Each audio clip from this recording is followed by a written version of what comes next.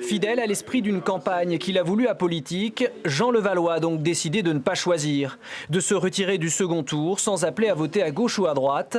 Une posture logique, mais que beaucoup de ses colistiers et sympathisants auront eu du mal à accepter. On n'est pas propriétaire des voix, puis en plus ce sont des voix qui viennent d'horizons très différents dans notre liste. Ce qui est primordial pour nous, c'est que les élections se terminent dans la clarté. Je pense que les deux partis arrivés en tête doivent avoir une confrontation à la loyale et qui puisse exposer leur projet. Le réflexe raisonnable, c'est de faire en sorte qu'on ne brouille pas les élections. Le suffrage universel a fait un tri. À mon avis, maintenant, ce sont les électeurs et ce sont les leaders des deux listes qui restent en place qui doivent pouvoir convaincre les uns et les autres de voter pour eux.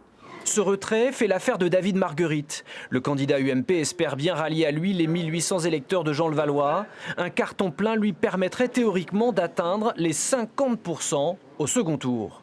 Nous sommes présents de façon très importante dans tous les quartiers.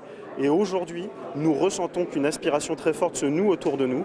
Et c'est la raison pour laquelle une nouvelle campagne commence maintenant. Et cette campagne, elle n'est pas qu'un combat entre la gauche et la droite, mais entre ceux qui veulent que la situation actuelle continue ou ceux qui veulent, avec nous, changer en profondeur notre ville. La gauche, face à cet élan de la droite, sera-t-elle unie? Les socialistes ont fait un appel du pied au Front de gauche qui a obtenu 11% des voix. Aucune réponse pour le moment.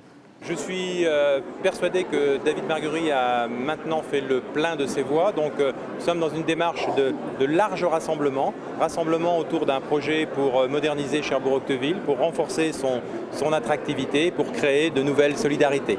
L'union de la gauche, rompue pour la première fois à Cherbourg depuis 37 ans, aura fait défaut au maire socialiste sortant. C'est elle et elle seule qui lui permettra de récupérer son siège.